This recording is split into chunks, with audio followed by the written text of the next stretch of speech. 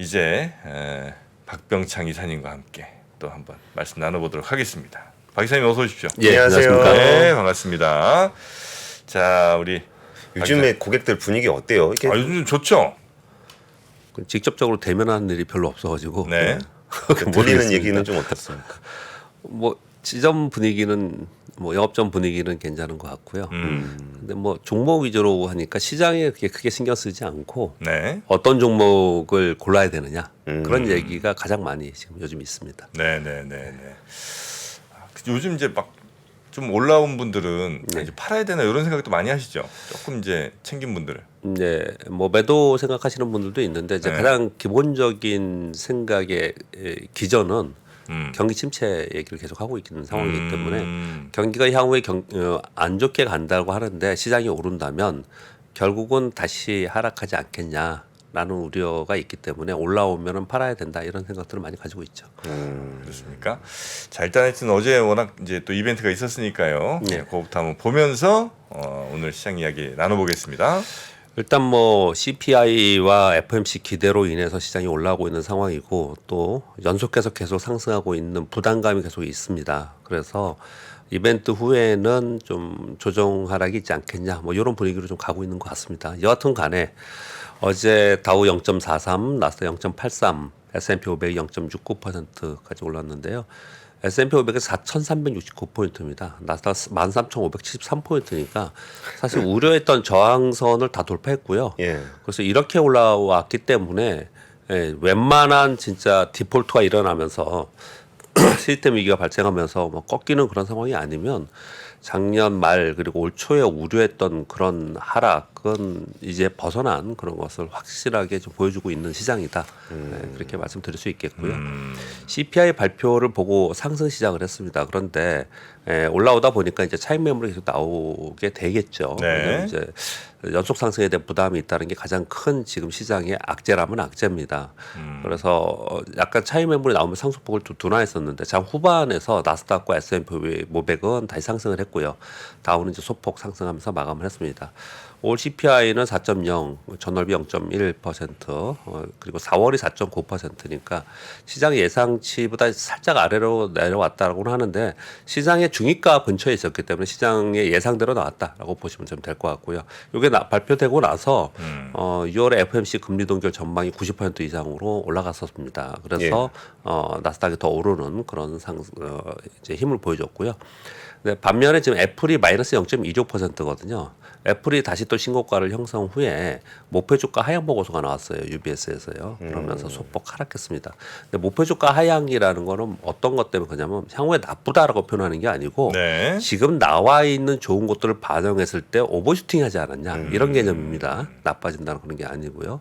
그래서 차익 매물이 나올 수 있는 거죠. 그래서 애플 매물 나오고 뭐 다른 것들도 물론 올라간 종목들이 많이 있지만 그런 우려감이 좀 있는 상황 속에서 일부 매물이 좀 나왔다라고 보시면 될 것 같고요. 네. 그래서 애플은 마이너스 0.26이고요. 아마존도 보합이고 뭐 TSMC 약보합 정도이고 그렇습니다. 근데 가장 핵심적인 것은 엔비디아와 테슬라가 요즘에 많이 오르고 있는데요.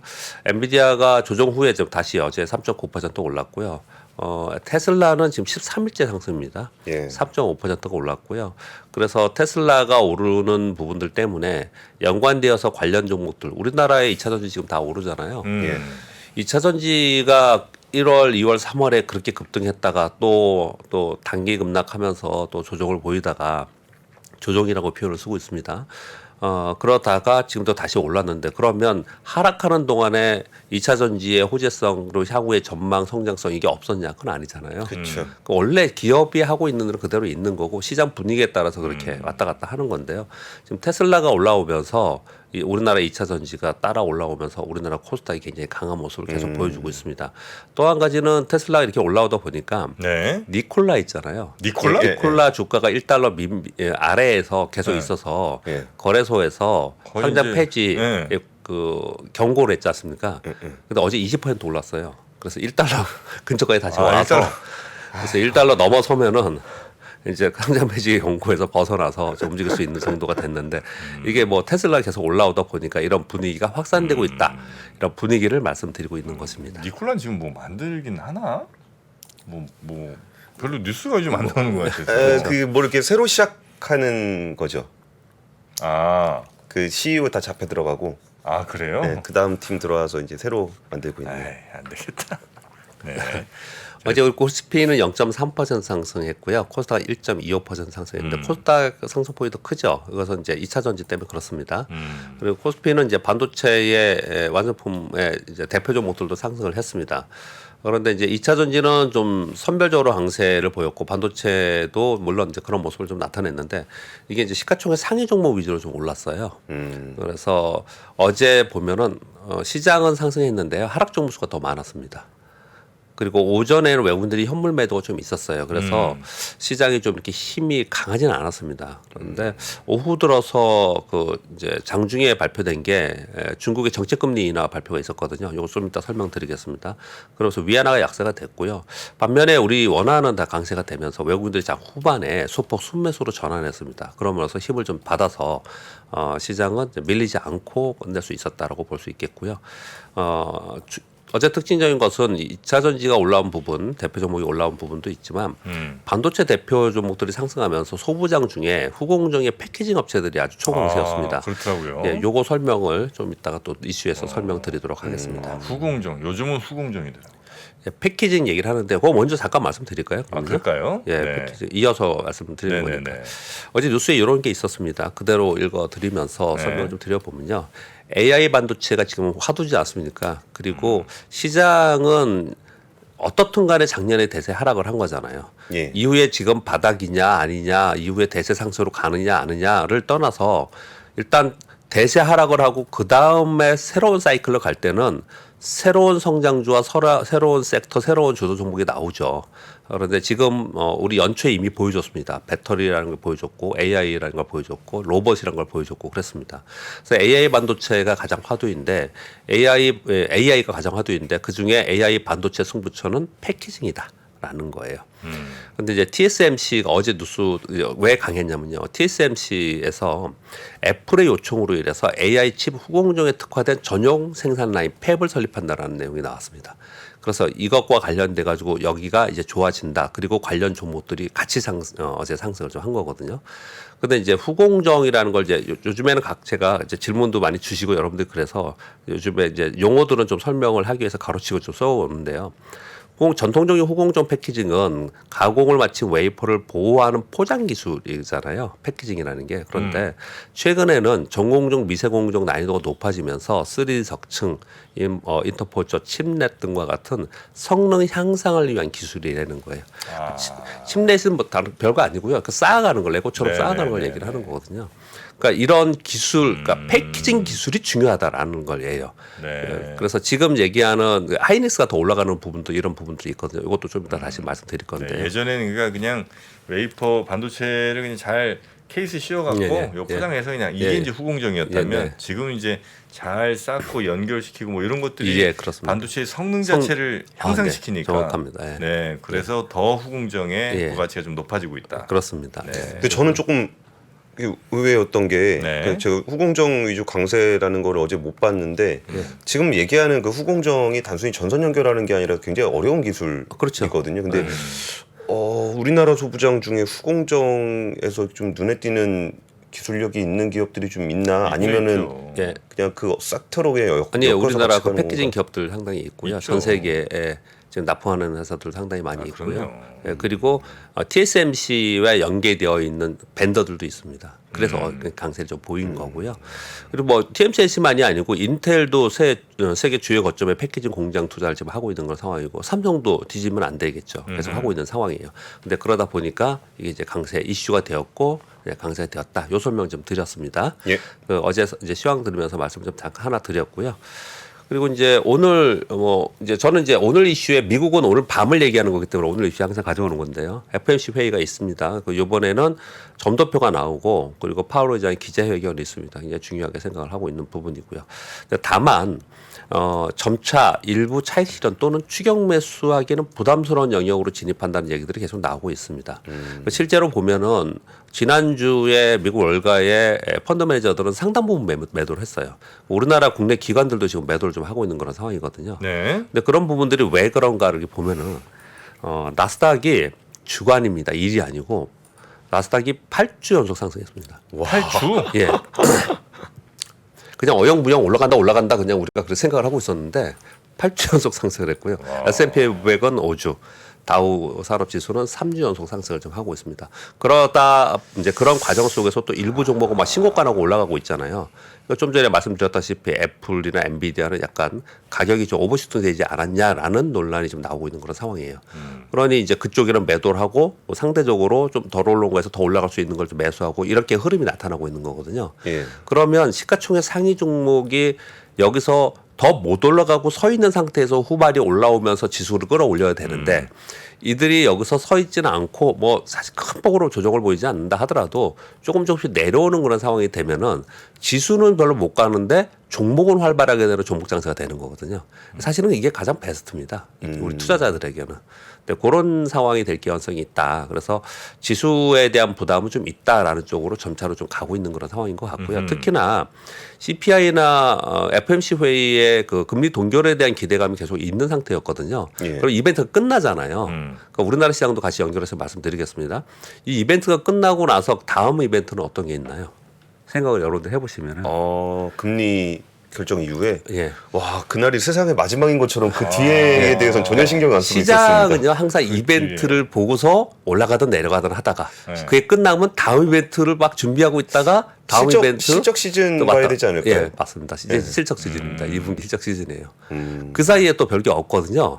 그러면 시장은 또 주춤주춤할 가능성이 좀 있다. 뭐 이 정도 좀 생각을 하시면 될 것 같은데요. 우리나라도 보면요. 어제 삼성전자가 1.4% 올랐고요. SK하이닉스 4% 올랐습니다. 근데 코스피가 0.3% 올랐어요. 상승 종목이 388개인데 하락 종목이 471개였습니다. 코스닥은 더 했습니다. 에코프로비엠이 5.4%, 에코프로는 8.2% 올랐습니다. 어제. 그럼 시가총액 1위에 있는 애들이 이렇게 급등을 했는데 1% 정도 올랐거든요.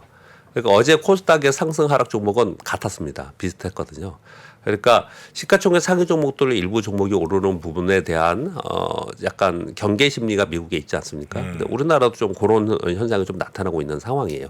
그렇지만 저는 이제 경험적으로 볼 때 일단은 시가총액이 높은 종목 그리고 성장주들이 끌어올려 놓고 그 다음에 거기서 시장이 박스권에 있을 때 소위 우리에게 수익을 주는 순환 장세가 많이 이루어지거든요. 예. 이게 언제 한번 그랬냐면요. 우리 시장을 가만히 생각해 보시면 1월부터 3월까지 코스닥에 2차 전지를 끌어올렸잖아요. 근데 그때는 2차 전지만 간다는 이런 얘기를 많이 했었는데 코스피가 외국인들이 삼성전자를 사면서 2,500%를 넘어섰죠. 네. 그러면서 확산된다는 표현을 굉장히 많이 썼습니다. 그러니까 지수를 끌어올려 놓고 그리고 나서 확산되는 박스권에서 확산되는 그런 현상이 나타나는 게 이제 좋은 현상이 나타나는 거거든요. 예. 그렇지만 지수 자체는 좀 부담을 갖는 영역에 좀 진입을 했다. 그렇게 좀 보시면 될 것 같고요. 우리나라 코스닥도 5월 30일 이후에 어제까지 6월 8일 하루만 하락했어요. 계속 상승을 했습니다. 그러니까 이제 그런 부담이 있는 이유를 좀 설명을 좀 드리고 있는 거고요. 네. 지수가 많이 오르면 무조건 빠지는 게 어딨냐? 근데 그렇지 않아요. 시장은 그 부담이라는 게 심리가 작용하기 때문에 예. 연속해서 급락하면은 반등을 노리고 여러분들이 들어가 있잖아요. 반등이 거꾸로잖아요. 연속해서 급등하면은 또 떨어지는 그런 현상이 나타나고 그렇습니다. 네. 그래서 지금 금리 동결 기대 반영 후에 실적 시즌 전까지 아주 특별한 이슈가 좀 없어요. 그래서 시장은 등락, 종목은 차별화, 섹터는 순환. 저는 이제 그렇게 좀 정의하면 되지 않을까라고 생각 좀 하고 있고요. 저 잠깐 그 채팅창 보다가 네. 그 정프로님이 이게 현대글로비스 사냐 마냐 뭐 그런 얘기 아니, 누가 채팅창에서 얘기 나누시길래 네. 제가 그래갖고 그 현대글로비스 사장님 제가 한번 모셔올게요. 아 진짜요? 네. 아 그래요? 어떤 회사인지 한번 얘기라도 들어보시고. 좋습니다. 네, 아니 저 어떤 분이 추천 어제 많이 올랐습니다. 정프로 한국 많이 올랐어요. 네. 꼭 사라고 누가 그렇게 그러시더라고요. 움직이는 주식이 아닌데 현대글로비스가. 그 현대그룹의 물류를 담당하고 있었잖아요. 그런데 자동차 지금 나르는 회사 아니에요? 지금 이제 2차 전지의 소재 관련된 물류를 하겠다. 그거 하죠. 예. 예. 근데 이제 그거에 부각이 막 됐어요. 부각이 막 됐습니다. 그래서 최근에 좀 올랐습니다. 아니 소재를 다시 운반하는 거, 그러니까 소재 운반도 그게 부가가치가 저런 커요? 거지 않았습니까? 리사이클링. 예. 배터리 리사이클링. 무역회사처럼. 아 지금 일본의 무역회사 종합상사 많이 오르듯이 사실 원래 글로비스가 그런 개념을 갖고 있는 기업이었거든요. 네. 근데 이제 그게 부각이 많이 됐습니다. 아니 그러니까 그래서 뭐 무슨 해외 무슨 탄광 뭐 이런 걸 탄광이 아니라 무슨 광산을 갖고 있는 거예요? 아니면 그건 아니고? 그렇지는 않고요. 그러니까 저런 거죠. 이렇게 배터리를 다시 회수를 해야 되잖아요. 네. 지금은 있는 폐배터리 회사들은 네. 배터리를 회수한 배터리를 그냥 하는 거거든요. 그렇겠죠. 그러니까 이제 공장에 있는 스크랩만 갖다 써요. 네. 우리가 타는 전기차에서는 못 갖다 써요. 네. 근데 그거를 이제 수거할 수 있는 회사가 누구냐? 수거하는 회사? 네.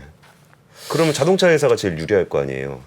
아, 그런가? 네. 그래가지고 그런 얘기가 좀 있는데 뭐 자세한 얘기는 뭐 오늘 방송 끝나고 한번 연락드리도록 알겠습니다. 뭐 악권이나 뭐 이런 걸로 한번 모셔볼게요. 네네네. 예. 악권 때 꼭 저 좀 불러주시고. 예. 예, 이슈하기 전에 그냥 뭐 또 그런 말씀 나누시니까 여담으로 다른 말씀 좀 드려보면 어제 백광산업이 백광산업이 장중에 플러스 27%였다가 종가 마이너스 25% 끝났거든요. 와 변동성이 50%예요? 그러니까 어제 뭐 공급명령 뭐 관련된 그 보도가 좀 있었습니다. 네. 뭐 그런 내용이 좀 있었는데 사실 그게 전구체 관련주라고 하면서 계속 올라가고 있는 주식이었어요. 네. 그래서 이제 그런 변동성을 보면서 참 어렵다 이런 얘기들을 어저께 많이들 제 주변에서 이렇게 하시더라고요. 사실 보면요. 근데 그런 사건이 일어나면 절대 안 되겠죠. 근데 그 얘기를 뜬금없이 왜 제가 꺼내냐면요. 제가 오래전부터 그런 생각을 했는데 그런 얘기를 한 번도 할 기회가 없었던 것 같은데 우리 요즘 상이 조금 편하니까 말씀을 드리는 겁니다. 우리 원래 기업이 상장하는 원래 기본적인 뭐라고 할까요? 목적이라는 게 성장 기업이 성장을 해야 되는데 예. 자본 조달을 해야 되잖아요. 네. 자본 조달을 은행에서 그냥 빌리는 것이 아닌 투자금을 받기 위해서 상장을 하고 그래서 상장해서 받은 투자 자금을 가지고 그 회사의 기술력이나 아니면 성장을 하고 그래서 그것이 더 성장해서 글로벌리 가면 더 좋은 회사가 되고 이게 기본적인 거잖아요. 예, 예. 그래서 개인들에게 그 사실 투자를 받는 개념이잖아요. 그렇죠. 유통시장에 우리가 거래하는 거는 유통시장에서 그 중에서 주식을 사고 파는 거예요. 원래 기본 개념은 그거지 않습니까? 그렇죠. 근데 우리나라 기업들 중에서 상장은 했는데 성장에 별로 관심이 없는 회사들이 있어요. 많습니다. 네. 아, 진짜 자상자 폐지됐으면 좋겠어요. 아니 네. 자진상장 폐지했으면 좋겠어요. 맞아요. 왜 상장했는지 네, 모르겠어요. 기업의 주가나 성장에 관심이 없는 대주들이 있습니다. 그런 기업들이. 그런 기업들을 죄송합니다. 아까 박근산업은 다른 뉴스였고요. 그 얘기하려고 그랬던 건 아니고요. 기업의 성장에 관심이 별로 없고 그냥 차곡차곡 그냥 지금 상태를 계속 유지하겠다. 그리고 주가 오르면은 또 세금 이슈도 있다. 뭐 이런 개념을 갖고 있는 기업들은 여기 있을 필요가 없잖아요. 그러니까 대표에서 그냥 법인카드나 쓰고 연봉이나 받아가고 뭐 주가 올라가면 세금 많이 낸다고 싫어하고 그걸 우리 그런 게 그 있죠. 유통회사 그러니까 유통시장에서 거래하는 투자자들만 골탕 먹이는 꼴이 되는 거예요. 사실 그런 데들은 나쁘게 재편하는 게 아니고요. 더 좋잖아요. 자기들도 나가면 그냥 상장회사에 나가면 마음 편하게 경영하고. 네, 더 좋잖아요. 그리고 투자자들도 그렇게 그런 회사에 걸리지 않을 수도 있고 골치 아프지 않을 수도 있고 그리고 또 자진상장 폐지하면은 기업의 전체 자산 가치에서 그 주식을 가치를 받는 거기 때문에 지금 주가보다 더 높은 데 많아요. 지금 계속 지금 공 기자님 2번이나 말씀을 주셨는데 일본이 PBR 1 이하의 기업들의 주가 관리해라. 우리나라는 PBR 0.4, 0.5가 수두룩합니다. 수두룩해요, 우리나라는요. 그래서 그런 얘기 정말 한 번은 해보고 싶었어요. 그런 회사들은 정말 고민 좀 하고 아니면은 우리 투자자 입장이나 아니면은 뭐 거래소나 이런 데서 고민 한번 할 필요가 있지 않을까. 그런 데는 그러면 상장하고 있으면 좋은 건 뭐예요? 일단 그래서 뭐 이익이 있으니까 상장하고 투자 있어요. 자금 받아가지고 그 자금으로 회사 돌릴 수 있겠죠. 뭐 가장 제가 좀 폄하해서 얘기하면은 IPO 할 때 대주주 엑시트하려고 하는 경우도 있고. 그건 제가 거기까지는 말씀을 못 드리겠고 그것까지는 말씀을 못 드리겠고. 네네. 근데 좀 어떻든 자금을 받았으면은 계속 성장하는 모습을 보여주면서 투자자도 거기에 연동하면서 성장해야 되는데 그렇지 회사가 성장하는 걸 바라지 않는 기업들이 있어요. 그러니까 성장을 하고 싶은데 뜻대로 안 되는 거야 어쩔 수 없지만 네네. 성장의 의지조차 없는 회사들도 꽤 있다. 예예예. 아 그래요? 네. 그래서 그런 회사들은 우리가 좀 옥석 갈리기 좀 해야 되고 참 우리 시장이 참 문제다. 그래서 종목을 전에 한번 제가 2,500개 종목을 쭉 차트도 보고 재무제표 보면서 한번 돌려본 적이 있었어요. 별로 없더라고요. 정말 괜찮게 우리가 투자할 만한 기업들이 그렇게 많지 않아요. 나머지들은 다 뭐냐? 그때 한 80개 정도 말씀하셨었나요? 아니요. 80개 정도는 아니고 한 몇백 개 정도, 200개 정도 그랬는데. 그렇더라고요. 그중에 추려서 80개 제가 말씀드린 기업은 있고요. 네. 아니 외람된 말씀을 좀 드렸는데 우리 시장에서 그런 부분이 상당히 문제가 있고 그래서 어떤 주식은 이거는 지금 현금성 보유 자산이 이렇게 많고 이익도 이렇게 많이 나고 그런데 주가는 맨날 거기 있고 맞아요. 아무도 관심 없고 막 이런 주식을 갖고 있으면 정말 답답해집니다. 네네. 국보 디자인 이런 회사들 뭐 미국 주식 갖고 있는 것만 한 1,000억 갖고 있는데 시가총액 1,200억 원이고 막. 너무 실명 얘기하지 마시고. 네, 괜히 이제 그런 생각이 좀 들었고요. 다양한 이제 케이스들이 있다는 거죠. 네. 예, 이슈 빠르게 전해드리도록 하겠습니다. 우리 센터장님이 기다리시니까 센터장님 말씀이 제일 중요합니다. 저도 기다마 들으면서 이따 가야 될 것 같습니다. 네. 첫 번째 중국 인민은행이 7일짜리 역레포 금리를 10bp 인하했습니다. 예. 이거 꽤 오랜만에 한 겁니다. 작년 8월 이후에 첫 인하한 거고요. 2%에서 1.9%로 인하했습니다. 그래서 요 정도 하면 은행 시스템에 약 20억 위안 정도 유동성 공급이 된다고 하거든요. 그 레포 여러분 그 주식에 그 잔고에 넣어놓잖아요. 그러면은 요게 RP에 들어갑니다. RP. 예. RP에 들어가 이자를 줍니다. 그 은행에서 이자 주듯이 하고 또 이자를 주거든요. RP에 들어간 레포라고 하죠. 환매 조건부 채권을 사는 거예요. 사서 거기에 대한 이자를 돌려받는 거거든요. 그 환매 조건부 채권이라 하면 금융회사가 채권을 맡기고 자금을 빌리는 건데 이걸 거꾸로 하는 게 역레포예요. 그 역레포는 어떨 때 많이 쓰냐면 유동성 축소를 해야 될 때 역레포 금리를 인상해갖고 그 돈을 그냥 금리가 높으니까 거기다 맡기게 이렇게 하는 거거든요. 근데 요번에 내렸다는 얘기는 여기다 맡기지 말고 그 돈 유통 좀 풀어라 이런 효과를 주는 겁니다. 네. 그래서 요거는 지금 영향을 좀 줄 수 있는 거고 기대감이 있는 거고 그 다음에 이번 주 목요일 날 정책금리 이제 거기에 관심이 많이 있는 상황입니다. 예. 그렇게 보시면 될 것 같고 근데 이거 내리면은 또 그냥 경기 안 좋다라고 보는 게 좋아요? 아니면 유동성 공급이 된다고 보는 게 안 좋으니까 내리는 거죠. 예. 근데 안 좋은데 안 내리고 있으면 안 되지 않습니까? 일단은 이거는 이제 긍정적으로 좀 받아들이고 있는 상황인 것 같습니다. 네. CPI는 그냥 넘어가고요. 그리고 아까 3번 뉴스는 전해드렸습니다. 요거 4번 뉴스도 좀 재미있습니다. 네덜란드에서 반도체 방산 등의 주요 산업에 대한 대학 과정에 중국인 학생은 수강 금지하는 법안을 검토한답니다. 와, 법안. 예, 그러니까 중국 견제를 엄청나게 하고 있는 그런 상황이고 요즘에 계속 이런 뉴스가 좀 나오고 있는 그런 상황인데 뭐 이것저것 전해드리는데 그 중에 하나가 이게 있어서 말씀을 드렸고요. 그 사이에 미국에 우리 다 알다시피 삼성과 SK 하이닉스의 대중 반도체 수출 통제하는 그 10월에 끝나잖아요. 그 연장한다는 발표가 있었습니다. 예. 근데 그때 이거 저도 여러 차례 말씀드렸는데 이거 연장하는 게 문제가 아니고 맨날 이러면 우리 답답해서 어떻게 하냐 그러지 말고 기준을 확실하게 해달라. 그래서 지금 연장을 하고 장비 반입 기준 및 기준을 마련하고 있다. 뭐 이렇게 지금 얘기 나오고 있는 거고요. 그 전제 조건이 뭐냐면 중국에 공장을 둔 기업을 얘기를 하는 겁니다. 그래서 한국과 대만 기업을 얘기를 하고 있습니다. 5번의 뉴스는 K 콘텐츠 세액 공제율 상향 지원이 필요하다. 그래서 요거 개정안 발의를 했다고 합니다. 요거 어떻게 생각하세요, 정부는? 세액 공제를 더 해주라고요? 예. 지금 우리나라는 대기업 3%, 중견기업 7%, 중소기업 10%의 영화 콘텐츠나 뭐 디지털 콘텐츠 뭐 이런 콘텐츠들 있잖아요. 뭐 이런 콘텐츠를 그러니까 영화를 만약에 제작을 한다. 그러면은 뭐 500억이 들었다. 그럼 이제 우리 세액 공제 요 정도 해주는데 미국은 주별로 차이가 있지만 전체적으로 25에서 30%. 아 그래요? 영국은 25%였는데 이번에 확대해서 34%. 우리 K 콘텐츠를 위해서 이거 해야 되는 거 아니냐 이런 얘기도 지금 나와 있는 상황입니다. 이렇게 비교하니까 하긴 해야 되겠네 느낌은.